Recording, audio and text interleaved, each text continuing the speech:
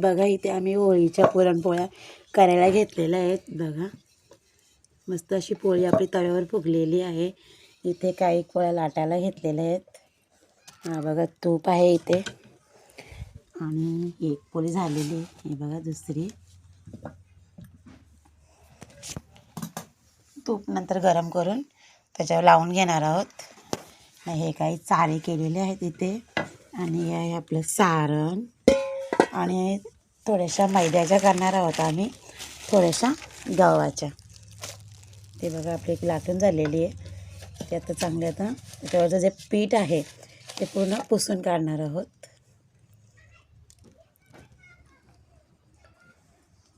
कारण की मग पोळी करपत नाही.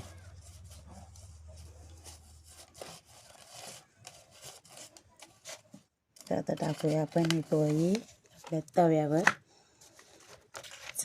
तुम्हा सर्वांना होळीच्या खूप खूप शुभेच्छा.